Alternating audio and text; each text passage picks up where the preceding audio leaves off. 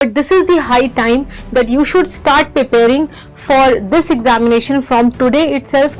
और सबसे top question यही स्टूडेंट्स जो पूछते हैं, कैंडिडेट पूछते हैं, वो यही है कि CBT 1 और CBT 2 दोनों को कैसे बैलेंस करें। एंड यस, अगर आप मेहनत करते हैं तो आप यहाँ पर अपने नाम को देख सकते हैं। दैट मीन्स आप यहाँ पर एक सीट डेफिनेटली ले सकते हैं। को ये लगता है कि यार CBT 1 अगर सिर्फ क्वालिफाइंग है तो एक काम करता है, पहले CBT 2 की तैयारी कर लेते हैं, क्योंकि ये तो मैं कर ही लूंगा। लेकिन ऐसा नहीं है डियर, ये तो तय है यार कि RRB जे CBT 1 जो है मान के चलिए 5 मंथ्स और CBT 2 जो है 5+3 मंथ्स में होकर के आपका लगभग 9-10 महीने में रिजल्ट ये लोग निकाल देते हैं। हाय, आपका स्वागत है इंजीनियर्स वाला पर।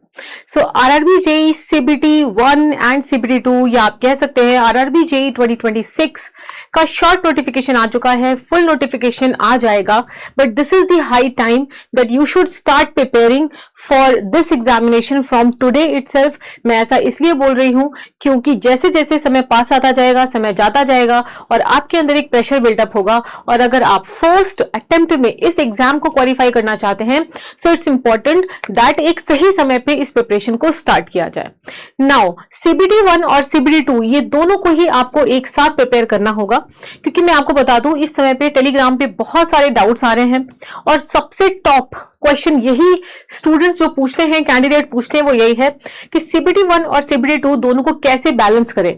क्यों? क्योंकि CBT 2 जो है वो टेक्निकल बेस्ड है and CBT 1 is non technical based. That means उसमें टेक्निकल आता ही नहीं है। तो इन दैट केस सबको लगता है कि क्या हमें टेक्निकल अभी से पढ़ना चाहिए या नहीं पढ़ना चाहिए, हमें क्या अपनी बेस्ट प्रिपरेशन स्ट्रैटेजी रखनी चाहिए, एज वेल एज हमें डेली रूटीन क्या फॉलो करना चाहिए। आज इस वीडियो में मैं सारी बातें करूंगी। मैं आपको बता दूं, आप किसी भी ब्रांच से हो, मैकेनिकल, इलेक्ट्रिकल, सिविल, इलेक्ट्रॉनिक्स, सारी ब्रांच के कैंडिडेट्स के लिए यहाँ पर और भी ऐसे कैंडिडेट्स हैं।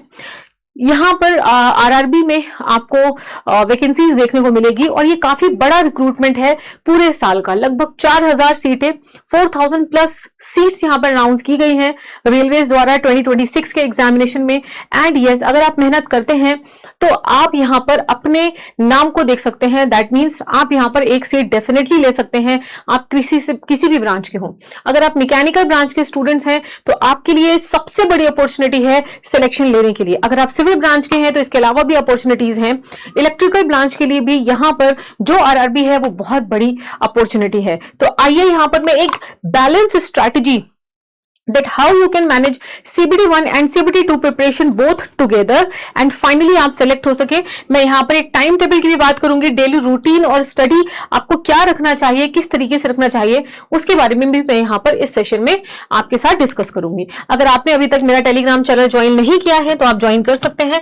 इस सेशन की PDF आपको Meenu ma'am PW Telegram channel में मिल जाएंगी। इसके अलावा मैकेनिकल में कंटेंट रिलेटेड जो है वो भी आप यहाँ पर ज्वाइन कर सकते हैं। सारे अपडेट्स टाइम टू टाइम आपको यहाँ पर मिलते रहते हैं। एवरी फ्राइडे मैं यहाँ पर लाइव डाउट सॉल्विंग सेशन भी लेती हूँ और आपको प्रिपरेशन के बारे में मोटिवेट भी करते रहती हूँ। तो आप वहां पर भी 8 PM में आकर के मेरे साथ जुड़ सकते हैं। अच्छा, सबसे पहले CBT 1 जो स्टेज 1 है वो उसमें आपका मैथमेटिक्स आता है 30 क्वेश्चन, जनरल अवेयरनेस रीजनिंग आती है, जनरल अवेयरनेस 15 मार्क्स की आती है, जनरल साइंसेज आपके 30 मार्क्स के आते हैं। ये सारा हम मिला ले तो 100 मार्क्स का 100 क्वेश्चंस होते हैं और 1/3 की यहाँ पे नेगेटिव मार्किंग है। टोटली ये जो पार्ट होता है आपका, ये जो पार्ट है ये आपका नॉन टेक्निकल है। यहां पर ये जो पार्ट है ये ओनली क्वालिफाइंग है। जो फाइनल मेरिट लिस्ट है वो केवल CBT 2 के मार्क्स से बनती है। CBT 1 के मार्क्स जो है फाइनल मेरिट लिस्ट में एड अप नहीं होते। अब यहीं पर एक कंफ्यूजन आ जाता है फ्रेशर बच्चे को, जिसे कुछ भी नहीं पता है। उसको ये लगता है कि यार CBT 1 अगर सिर्फ क्वालिफाइंग है तो एक काम करता है, पहले CBT 2 की तैयारी कर लेते हैं, क्योंकि ये तो मैं कर ही लूंगा। लेकिन ऐसा नहीं है डियर, यहाँ पे जितने भी डिपार्टमेंट्स हैं उनकी अलग अलग कट ऑफ निकलती है। ऐसे कई स्टूडेंट्स होते हैं जो CBT 1 में सिर्फ 2-4 डिपार्टमेंट्स के लिए ही अगर क्वालिफाई करते हैं तो लेटर ऑन CBT 2 में उन्हें काफी मेहनत करनी पड़ती है। तो यहाँ पर भी जो कट ऑफ है 70, 75, 80 तक चला जाता है कुछ कुछ डिपार्टमेंट्स में। तो CBT 1 पे भी आपको इक्वली फोकस करना पड़ेगा, ये तय है। अगर आप ये सोचे कि CBT 1 नहीं करेंगे क्योंकि ये सिर्फ क्वालिफाइंग है, इसके मार्क्स जुड़ते नहीं है रैंकिंग में, ऐसा नहीं है। भले ही ये क्वालिफाइंग है लेकिन फिर भी इसकी अच्छी खासी इंपॉर्टेंस है, बिकॉज ये डिपार्टमेंट वाइज कट ऑफ जो है यहाँ पर निकालते हैं। उसके बाद आपका CBT 2 होगा। ठीक है।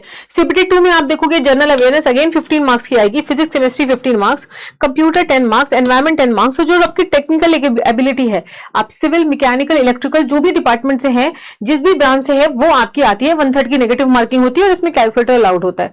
यहाँ पे अगर आप कहेंगे तो किस लेवल का पेपर आता है, वो सारे वीडियोज में मैं आप लोग के लिए लेकर के आऊंगी।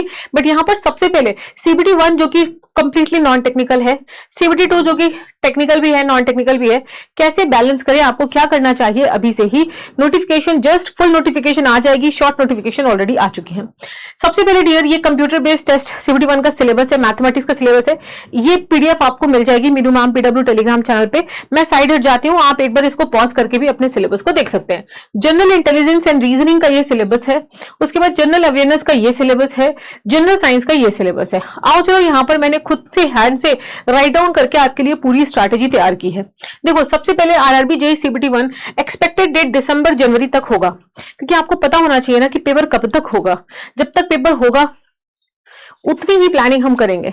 आप मान के चलिए, मैं आपको 2024 2025 में जो पेपर हुआ है उसके हिसाब से ये अनुमान लगा के बता पा रही हूं कि जो सीबीटी 1 है वो दिसंबर या मैक्स टू मैक्स जनवरी तक जाएगा।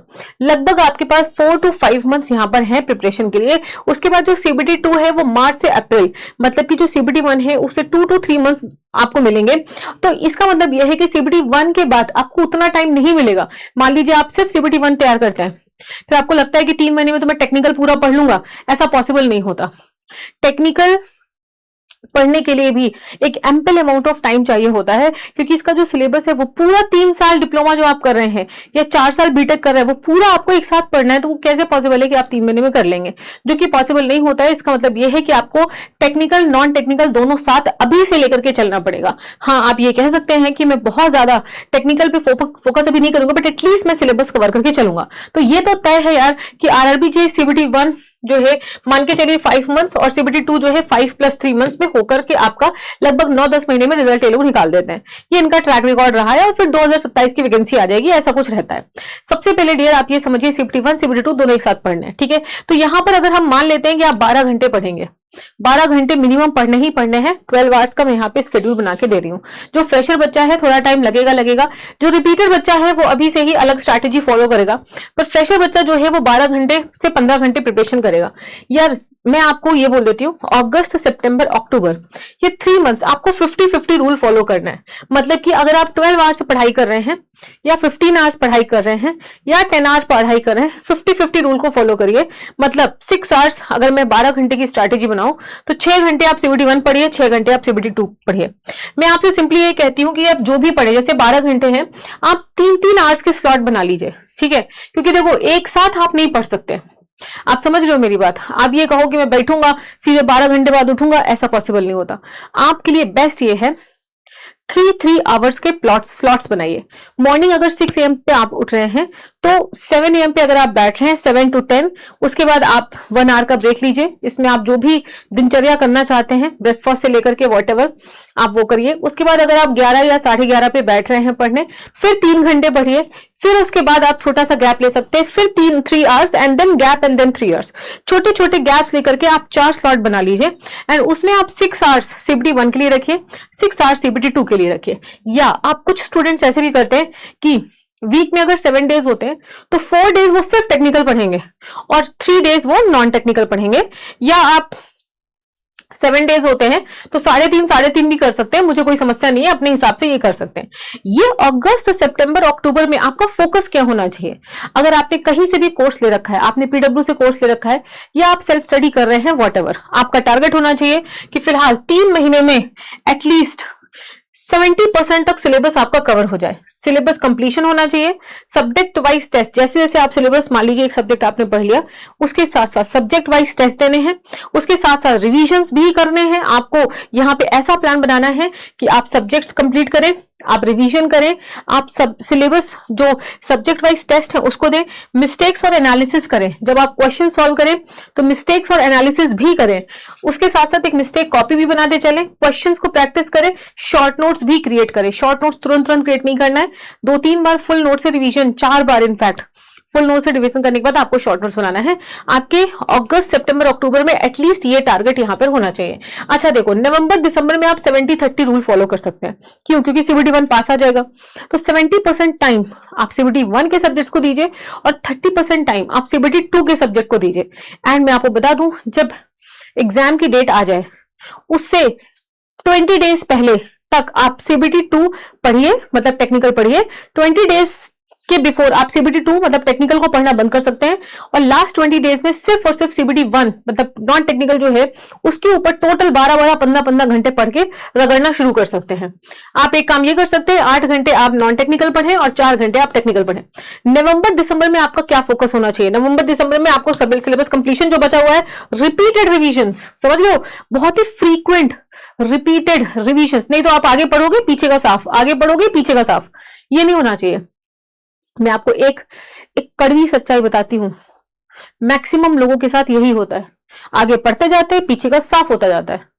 वो अगर आप नहीं चाहते हैं तो यहां पे मैंने, आप अगर आप ध्यान से देखिए तो मैंने सिर्फ रिवीजन लिखा है, यहां पे मैंने रिपीटेड रिवीजन लिखा है। बार बार रिवाइज करो, एवरी वीक आप एक रिवीजन का पैटर्न बना लीजिए, वो आपको करना होगा। 300 क्वेश्चंस का चैलेंज एवरी डे आपको लेना ही पड़ेगा नवंबर दिसंबर में, क्योंकि अगर आप इतने क्वेश्चन सॉल्व नहीं करेंगे then you will not become a perfect question solver. उसके साथ साथ फुल सिलेबस टेस्ट आपको नवंबर दिसंबर CBT 1 के लिए स्टार्ट कर देने होंगे, ठीक है। पार्ट टेस्ट आप दे लिए हैं, अब फुल टेस्ट में आपको एंटर करना पड़ेगा। मिस्टेक कॉपी को डेली रिवाइज करना होगा और अपनी एक्यूरेसी पे काम करना होगा। नवंबर दिसंबर में आप इस चीज को फॉलो कर सकते हैं। ये रही CBT 1 तक की बात। अब देखो, डेली का टाइम टेबल आप क्या रख सकते हो, ये भी बहुत इंपॉर्टेंट है। काफी सारे स्टूडेंट्स इसी में कंफ्यूज होते हैं और अपना टाइम ऐसे ही वेस्ट कर देते हैं। देखो, अगर आप क्लासेस ले रहे हो, मान लो आपने PW ज्वाइन कर रखा है, आपकी 2 टेक्निकल क्लासेस चल रही होंगी, 1 नॉन टेक्निकल क्लासेस चल रही होंगी। अगर आपकी क्लासेस चल रही हैं तो आप कोशिश करिए आप लाइव क्लास करें। लाइव क्लास करने से क्या होगा, 2 फायदे होंगे। पहले तो डेली आपकी एक रूटीन बन जाएगा, आप डिसिप्लिन्ड हो जाएंगे। डेली उस समय पे क्लास लेनी है तो लेनी है, ठीक है। जैसे मेरी अगर आप क्लासेस कर रहे हो, आप देखो मैं बहुत ही कम क्लासेस रीस्केड्यूल या कैंसिल करती हूँ, तो आपका भी रूटीन वैसा ही बन जाएगा, आप डिसिप्लिन हो जाओगे।